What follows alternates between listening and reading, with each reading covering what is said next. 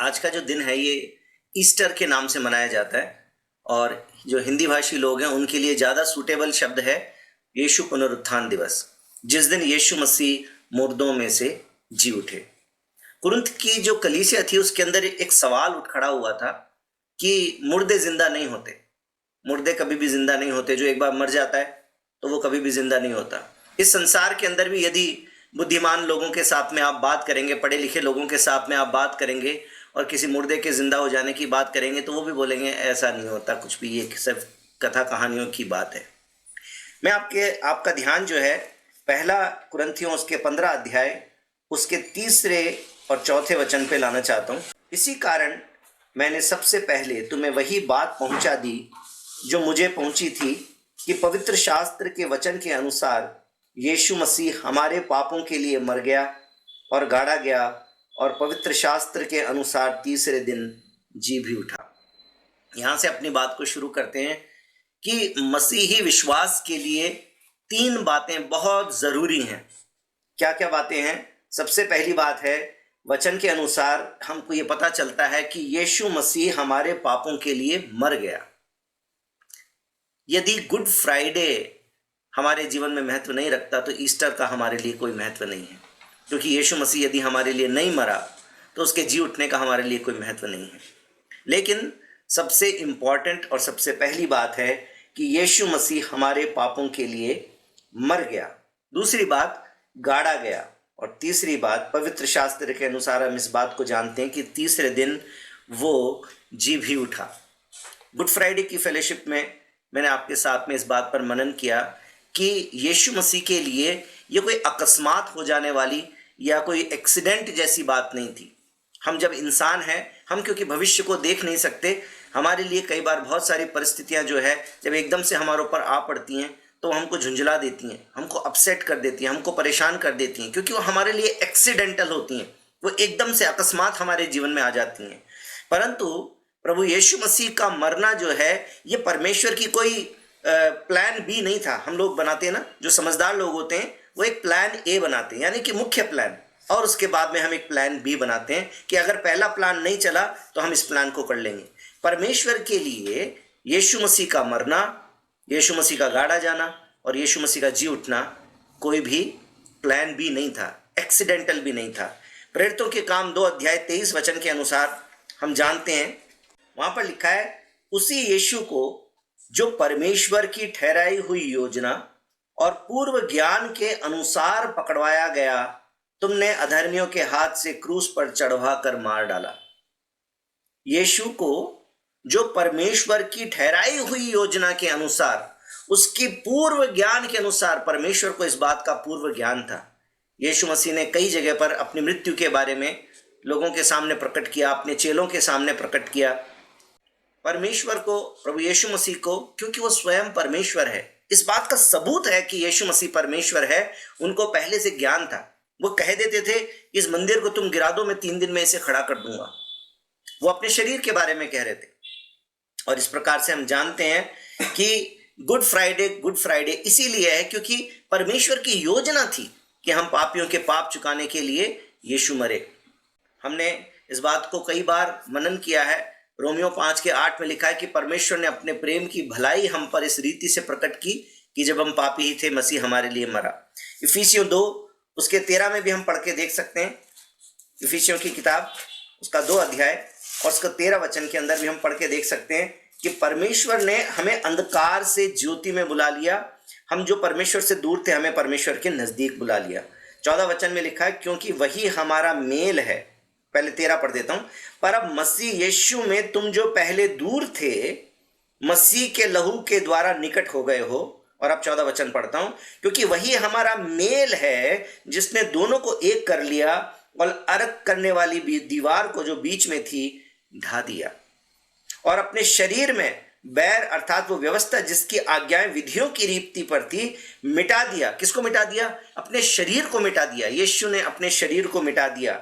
इससे क्या हो गया कि परमेश्वर के और हमारे बीच में जो दूरी थी वो खत्म हो गई और हम परमेश्वर के साथ में एक हो गए। और क्योंकि ये परमेश्वर की पूर्व योजना के अनुसार था, ये हमारी भलाई के लिए था, इसलिए हम गुड फ्राइडे को गुड फ्राइडे कहते हैं।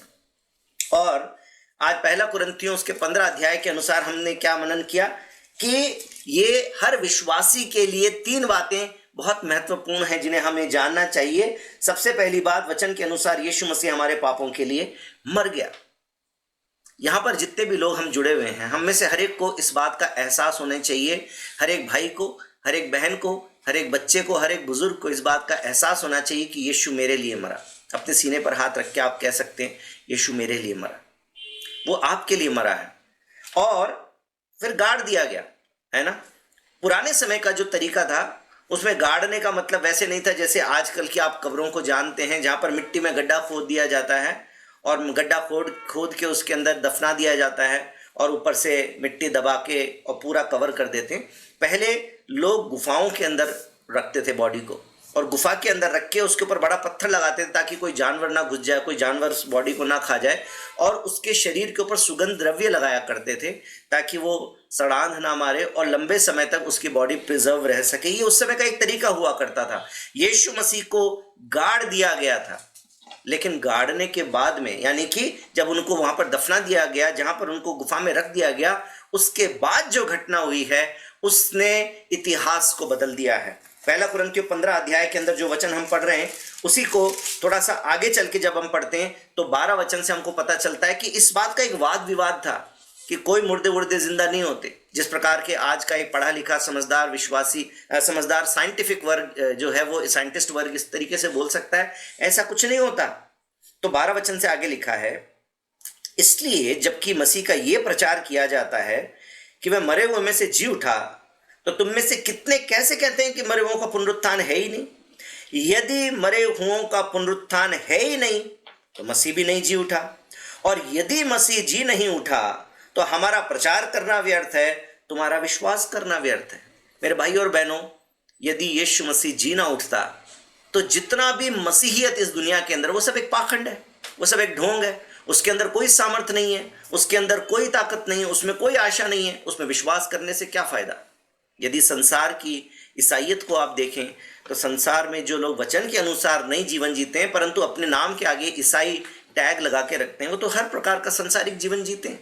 आप गोवा में चले जाइए, गोवा में जाके और आप देखेंगे तो गोवा के अंदर शराब भी पी रहे हैं और लड़ाई झगड़ा भी कर रहे हैं। सड़क के ऊपर चलते चलते छोटे छोटे जैसे मंदिर होते हैं वैसे छोटे छोटे से चर्च बना रखे हैं। मतलब क्या लगा रखा है, एक पत्थर की वो बना दी, उसके ऊपर एक क्रूस लगा दिया, उस पर माला डाल दी। गोवा में इस प्रकार से, जिस प्रकार से एक हिंदू बाहुल्य क्षेत्र के अंदर छोटे छोटे मंदिर हुआ करते हैं, वो ईसाई बाहुल्य क्षेत्र है, वहां पर उस प्रकार के ईसाई मंदिर बने हुए छोटे छोटे। संसार के अंदर अगर धर्म की दृष्टि से देखा जाए तो जितना एक धर्म का व्यक्ति डूबा हुआ है, नाश होने वाला है, उतना ही दूसरे धर्म का व्यक्ति भी डूबा हुआ है और नाश होने वाला है। धर्म से कोई लेना देना नहीं है। सबसे इंपॉर्टेंट बात है कि यीशु मुर्दों में से जी उठा। क्योंकि वो जी उठा इसलिए हमारे पास में आशा है, इसलिए हमारे पास में ये आशा है कि एक परमेश्वर जो जीवता परमेश्वर है वो हमारी प्रार्थनाओं को सुन सकता है। इसलिए पहला कुरिन्थियों उसके 15 अध्याय और उसके 14 वचन में लिखा है कि यदि मसीह जी नहीं उठा तो हमारा प्रचार करना बेकार है, तुम्हारा विश्वास करना बेकार है। बल्कि पौलुस क्या कहता है कि वरन हम परमेश्वर के झूठे गवाह ठहरे, क्योंकि हमने परमेश्वर के विषय में गवाही दे दी कि उसने मसीह को जिला दिया। अगर नहीं जिलाया और यदि मरे हुए जी नहीं उठते तो 16 वचन में लिखा है, और यदि मुर्दे नहीं जी उठते तो मसीह भी जी नहीं उठा, और यदि मसीह नहीं जी उठा तो तुम्हारा विश्वास व्यर्थ है और तुम अब तक अपने पापों में फंसे हो।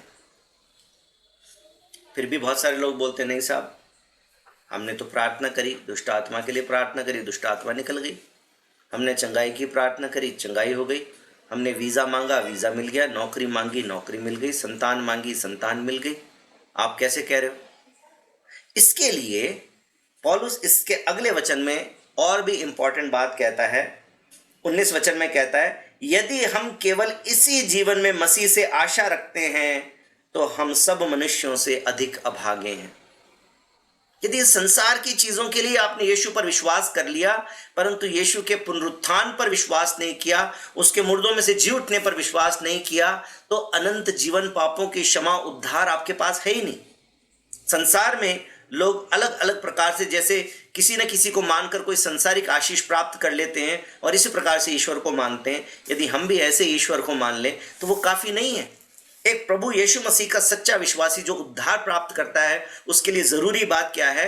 रोमियो की किताब 10 अध्याय और उसके 9 वचन में इस प्रकार से लिखा हुआ है कि हमें इस बात पर विश्वास करना ज़रूरी है कि यीशु मसीह मुर्दों में से जी उठा। रोमियो 10 और उसके 9 वचन में इस प्रकार लिखा हुआ है कि यदि तू अपने मुंह से यीशु को प्रभु जानकर अंगीकार करे और अपने मन से विश्वास करे कि परमेश्वर ने उसे मरे हुओं में से जिलाया, तो तू निश्चय उद्धार पाएगा।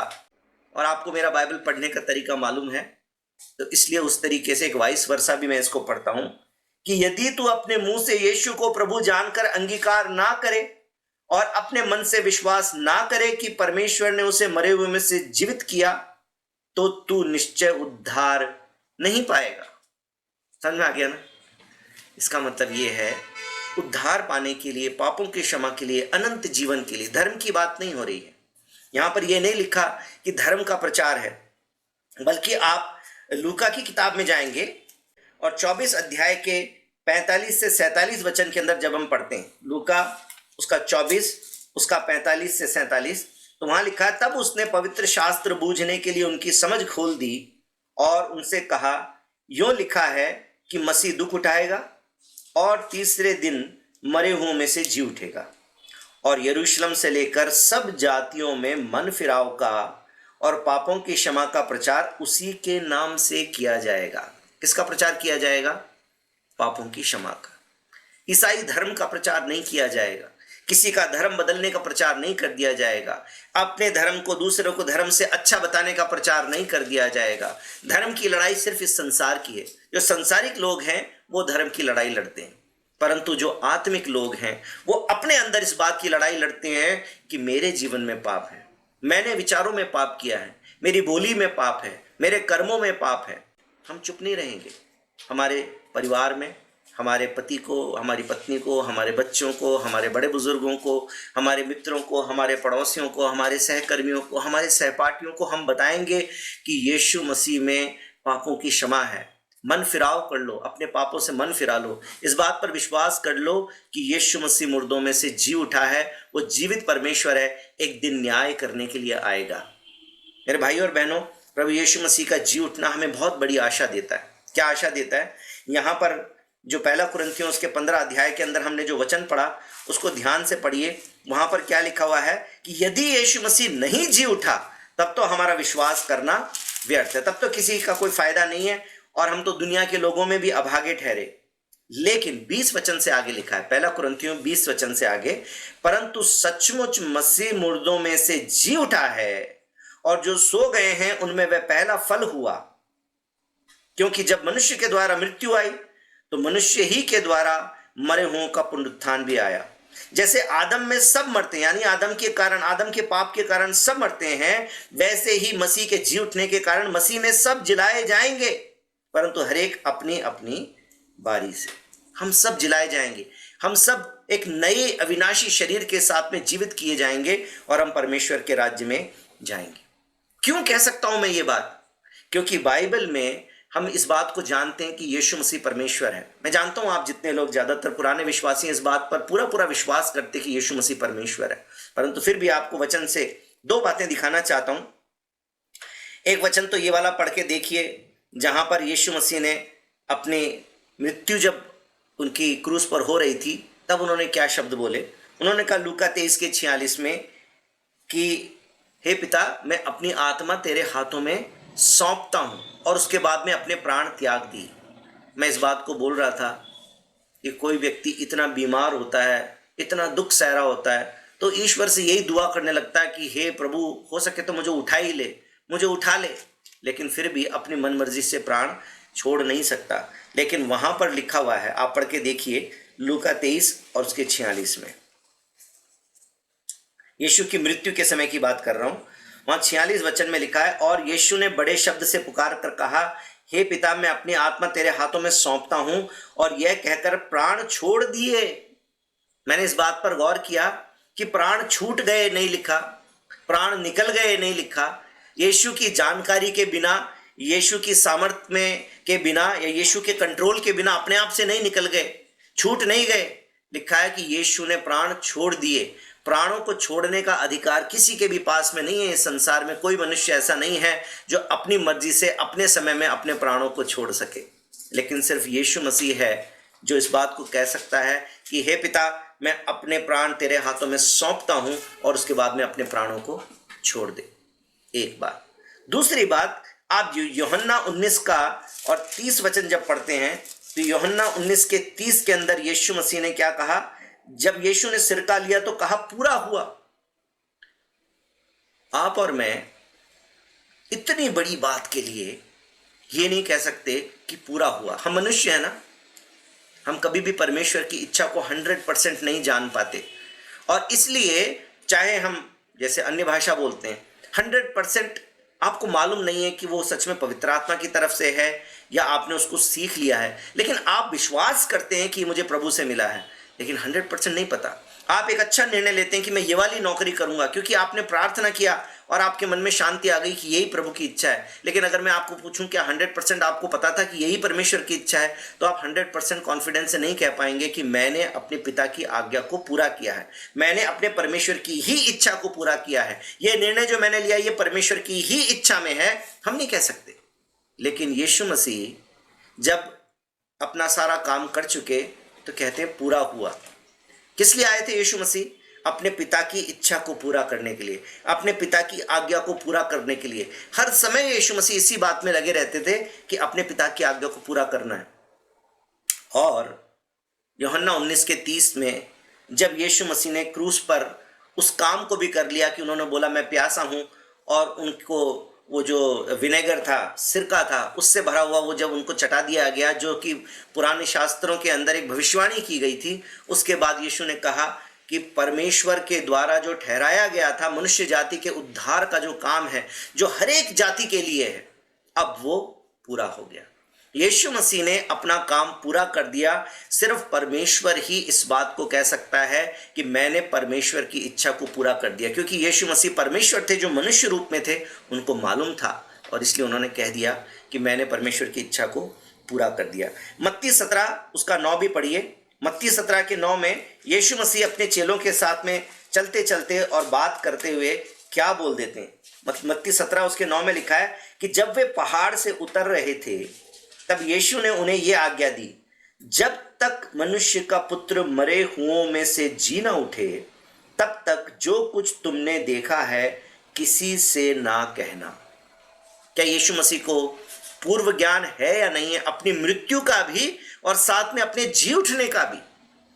क्या आप में से कोई ये कह सकता आप कब मरेंगे? नहीं कह सकता। और उसके भी ऊपर क्या आपको ये भरोसा है कि आप मरने के बाद जी उठेंगे? ये तो हम में से कोई भी नहीं कह सकता। ज़्यादा से ज़्यादा एक अच्छा से अच्छा विश्वासी क्या बोलेगा? भाई प्रभु के हाथ में है, अपना जीवन तो हमने प्रभु के हाथ में सौंप दिया, अब प्रभु अपने वचन के अनुसार एक दिन मुझे जिला उठाएगा, अपने वचन में ले जाएगा। ये विश्वास के अनुसार हम बोलते हैं, लेकिन एडवांस में हम नहीं बता सकते कि मैं मरूंगा, मैं कैसे मरूंगा। यीशु मसीह ने तो कह दिया कि जैसे वो सर्प ऊंचे पर उठाया गया था मूसा के समय में, उसी प्रकार से मनुष्य का पुत्र भी ऊंचे पर उठाया जाएगा। यीशु मसीह को मालूम था कि क्रूस पर चढ़ाकर मार दिया जाएगा। यीशु मसीह को मालूम था, गुड फ्राइडे के मैसेज में मैंने आपको बताया था कि वो पैसा कौन चोरी करता है उसकी थैली में से यीशु को पता था। लेकिन उसके बाद में भी यीशु मसीह ने अपने चेलों के जब पैर धोए तो यहूदा इस्करियोती के भी पैर धोए। यीशु मसीह को मालूम था कि यहूदा इस्करियोती अब धोखा देगा और पकड़वाएगा, लेकिन फिर भी यीशु मसीह ने उसको अपने साथ में एक थाली में रोटी खाने दी। और उसके बाद यीशु ने कहा अब तेरा समय आ गया, अब तू जा और जो तुझे काम करना वो काम कर। मैंने उस दिन गुड फ्राइडे को भी आपको बोला था ना। आप सोच रहे होंगे अगर आप और मैं वहाँ बैठे थे तो हम क्या सोचते? शायद यीशु मसीह ने इनको डिज़र्ट लाने के लिए बोला होगा, है ना, खाना खाने के बाद में कुछ मीठा ले आओ, क्योंकि पता नहीं है ना कि कौन है क्या है। हम तो आपस में विश्वासी हैं, किसी को नहीं मालूम। यीशु को मालूम है कि धोखा कौन दे रहा है, यीशु को मालूम है चोरी कौन कर रहा है, किसी को नहीं मालूम, यीशु को मालूम है। लेकिन यीशु बोलते हैं अब तुम्हारा समय आ गया, तुम जाओ अपने काम को पूरा करो। पूर्व ज्ञान था। यीशु मसीह को पहले से ही पता था कि मैं मरूंगा और फिर जी भी उठूंगा। इस बात का ये संकेत है कि यीशु मसीह स्वयं परमेश्वर है, क्योंकि भविष्य के बारे में परमेश्वर के अलावा कोई भी नहीं जान सकता है। मेरे भाई और बहनों, कितनी अद्भुत बात हुई है मरियम मगदलिनी और दूसरी मरियम की नज़र में। मैं सोचता हूँ कि अगर आप और मैं वहाँ होते तो शायद हम भी एक बार को विश्वास ना कर पाते। मरियम मगदलिनी ने जाके बता दिया, अरे हम वहाँ पे पहुँचे, वहाँ पे तो एक सफ़ेद कपड़ों में कोई लंबा चौड़ा आदमी बैठा था, पत्थर भी लुढ़का हुआ था, पता नहीं वो हमारे प्रभु की बॉडी को कहाँ ले गए, पता नहीं चला, लेकिन वो तो कह रहा था कि यीशु जी उठा है, तुमसे गलील में मिलेगा। पतरस यूहन्ना दौड़ के भाग के गए और उसके बाद में देखा कि यीशु मसीह का शरीर वहाँ पर नहीं है। ये घटना जो है वो हमें लूका की किताब में भी देखने को मिलती है। लूका की किताब और उसके 24 अध्याय के अंदर आइए, जहाँ पर यीशु मसीह के पुनरुत्थान के बारे में बात लिखी है। तब जब वो 7वें वचन में लिखा है, पहले 5 वचन से पढ़ते हैं। जब वे डर गईं और धरती की ओर मुंह झुकाए खड़ी रही तो उन्होंने उनसे पूछा, तुम जीवितों को मरे हुए में क्यों ढूंढती हो? वो जीवित है, मरा हुआ नहीं है। तुम उसको क्यों ढूंढ रही हो मरे हुए में? तुम कब्र में देखने के लिए क्यों आई हो उसको? वह यहाँ नहीं है परंतु जी उठा है। स्मरण करो कि उसने गलील में रहते हुए तुमसे क्या कहा था, अवश्य है कि मनुष्य का पुत्र पापियों के हाथ में पकड़वाया जाए और क्रूस पर चढ़ाया जाए और तीसरे दिन जी उठे। कह दिया था ना यीशु मसीह ने, पहले ही कह दिया था। मैं आपको याद नहीं दिलाना चाहता कितनी जगहों पर, आप पढ़ के देखिएगा। प्रभु यीशु मसीह ने कई बार उनको ये बात बता दी थी। और 10 वचन से लिखा है, 8 वचन से ही पढ़ता हूँ। तब उसकी बातें उनको स्मरण आई और कब्र से लौटकर उन्होंने 11 को और अन्य सबको ये सब बातें कह सुनाई जिन्होंने प्रेरितों से ये बातें कही। वे मरियम मगदलिनी और योअन्ना और याकूब की माता मरियम और उनके साथ की अन्य स्त्रियां भी थी, परंतु उनकी बातें उनको कहानी सी जान पड़ी और उन्होंने उनकी प्रतीति ना की। तब पतरस उठकर कब्र पर दौड़ा गया और झुककर केवल कपड़े पड़े देखे और जो हुआ था उससे अचंबा करता हुआ अपने घर चला गया। यीशु मसीह जी उठा, यीशु मसीह जीवित है। वो आज का दिन था जिस दिन यीशु मसीह मुर्दों में से जी उठा था।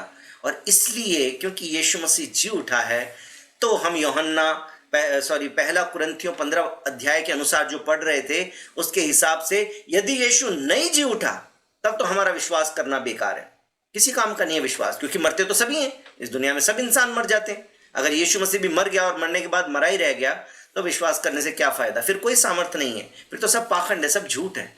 लेकिन यदि यीशु मसीह जी उठा है तो परमेश्वर की जो सामर्थ काम करती है, जिसने यीशु मसीह को मरे हुए में से जिला उठाया, वो ही सामर्थ आपके और मेरे जीवन में भी काम करेगी। जिस दिन यीशु मसीह जी उठा उस दिन आपकी और मेरी आत्मा भी जी उठी। कैसे? मैंने आपको बताया था गलातियों 2:20 के अनुसार पौलुस जैसे कहता है कि मैं मसीह के साथ क्रूस पे चढ़ा दिया गया हूं। तो जब हम विश्वास करते हैं, हम 2000 साल पहले नहीं थे, लेकिन आज जब हम विश्वास करते हैं कि मेरे पापों के लिए यीशु मरा, तो इसका मतलब हम ये कहते हैं कि मेरे पाप लेकर मैं भी वहीं पर था। यीशु मेरे पापों को लेकर वहां पे चढ़ा था और जब मर गया, गाड़ा गया, और जब तीसरे दिन जी उठा तो उसके साथ में मैं भी जी उठा। बात समझ में आ रही है आपको? यीशु मसीह के साथ में यदि हम नहीं मरे, यदि हमारे पाप यीशु मसीह ने नहीं लिए, यदि हमारे पापों के लिए यीशु नहीं मरा तो उसके जी उठने में फिर हमारा कोई फायदा नहीं है। लेकिन यदि आपका और मेरा विश्वास यीशु के पुनरुत्थान में है, यदि हमने जैसे रोमियो 10:9 के अनुसार इस बात पर अंगीकार किया कि यीशु मुर्दों में से जी उठा है, तो यहां पर हम भी उसके साथ में जी उठे। यानी हमारी आत्मा जो पाप के कारण मरी हुई थी उसको नया जन्म मिल चुका है। आप और मैं नया जन्म पाए हुए विश्वासी हैं। यदि हम यीशु के विश्वासी हैं तो हमें पुनरुत्थान पर विश्वास होना चाहिए। और यदि हमें पुनरुत्थान पर विश्वास है तो मेरे भाई और बहनों, हमारे लिए आज का दिन बहुत आनंद का दिन है, क्योंकि यीशु मसीह जैसे पहला कुरिन्थियों 15 में हमने पढ़ा, वचन के अनुसार मारा भी गया, फिर गाड़ा भी गया और तीसरे दिन जी भी उठा। और उसको इस बात का पूर्व अनुमान था, पूर्व ज्ञान था। अनुमान तो होता है, हो सकता है, लेकिन यीशु को पूर्व ज्ञान था। वो परमेश्वर है और उसके पास में जीवन और मृत्यु का अधिकार है। वो जिस प्रकार से जिला दिया गया, जीवित कर दिया गया, उसी प्रकार से हमारे पास में भी आशा है। ये यीशु मसीह करीब 500 लोगों को जी उठने के बाद में दिखाई दिया है। ऐसे लोगों को भी दिखाई दिया है जिन्होंने यीशु का तिरस्कार कर दिया। पतरस जिसने यीशु का 3 बार इनकार कर दिया, मछली पकड़ने चला गया था, यीशु मसीह उसकी नाव में फिर से आ गया, फिर से उसको बताया कि यहाँ पे जाल डालो। मछली पकड़ ली, 150 मछली पकड़ ली। और फिर यीशु मसीह ने उससे पूछा, क्या तू मुझसे प्यार करता है? हाँ प्रभु, करता हूँ। 3 बार पूछा और तीनों बार कहा कि प्यार करता है तो मेरी भेड़ों को चरा। मेरे भाई और बहनों, ये जी उठा यीशु मसीह आपसे और मुझसे भी ये सवाल करता है कि क्या तुम मुझसे प्यार करते हो? यदि मुझसे प्यार करते हो तो मेरी भेड़ों को चराओ। आप अपने पड़ोसी को बता सकते हैं, यीशु पुनरुत्थान दिवस पे आप उनको इनवाइट करिए, आप उनको पार्टी दीजिए और उसके बाद में उनको बताइए कि पार्टी इस बात की है कि हम जिस परमेश्वर पे विश्वास करते हैं वो जिंदा परमेश्वर है, उस परमेश्वर ने मेरे जीवन को बदल दिया है। अपनी गवाही दे दीजिए, उनको अच्छा खाना खिलाइए। कर सकते हैं, ज़्यादा मुश्किल नहीं है। लेकिन जब आप ऐसा करेंगे तो आपके पास में वो मौका होगा जो यीशु ने कहा कि तुम जाओ, जाति जाति के लोगों को सुसमाचार सुना दो, उनको इतना बता दो कि तुम्हारे भी पाप क्षमा हो सकते हैं। जिस प्रकार से मेरा जीवन बदल गया, तुम्हारा भी जीवन बदल सकता है। उसके बाद वो विश्वास करे या ना करे, ये उसके हाथ में। आपका अच्छा जीवन, आपका बदला हुआ जीवन देख के हो सकता है बहुत सारे लोग आज जो विश्वास नहीं करते वो कल विश्वास करेंगे। दुनिया के पास में आशा नहीं है, परंतु आपके और मेरे पास में आशा है। मृत्यु के डंक को यीशु मसीह ने तोड़ दिया, मृत्यु को हरा दिया और परमेश्वर की सामर्थ के द्वारा यीशु मसीह जी उठा। और क्योंकि यीशु मसीह जी उठा, इसलिए हर दिन साल के 365 दिन जब तक हम जीवित हैं, हमारे पास में ये आशा है कि हम भी जीवित होकर और उठा लिए जाएंगे। और जब तक इस संसार में है तब तक यीशु का वायदा है कि जगत के अंत तक सदैव मैं तुम्हारे साथ हूँ। इसलिए हम बड़े आनंद के साथ में, बड़े हियाव के साथ में एक विश्वासी जीवन जी सकते हैं। यीशु मसीह परमेश्वर है। यीशु मसीह किसी का धर्म बदलने नहीं आया, यीशु मसीह पापियों के पाप क्षमा करने के लिए आया। यीशु मसीह ने हमारा जीवन बदल दिया। धन्यवादी हो जाएं। क्रिसमस को, गुड फ्राइडे को, ईस्टर को, पुनरुत्थान दिवस को सिर्फ एक रीति रिवाज, एक पर्व, एक त्योहार की तरह नहीं मनाना है, बल्कि उसका महत्व समझते हुए उसके अनुसार हमें जीवन जीना है। और मैं विश्वास करता हूँ यदि हम ऐसा करेंगे और उस दिन की बाट विश्वास के साथ जोते रहेंगे जिस दिन आने वाला है यीशु, हम यीशु के दूसरे आगमन तक विश्वासी जीवन जी सकते हैं, पवित्रता का जीवन जी सकते हैं, आनंद से भरा हुआ जीवन जी सकते हैं, क्योंकि यीशु जगत के अंत तक सदैव हमारे साथ है। आमीन। यीशु पुनरुत्थान दिवस की एक बार फिर से सबको हार्दिक शुभकामनाएं। अपने विश्वास में बढ़ते रहें, परमेश्वर के धन्यवादी बने रहें, हर दिन परमेश्वर के पुनरुत्थान की सामर्थ का अनुभव अपने जीवन में करके चलें। परमेश्वर आपको बहुत आशीष देगा।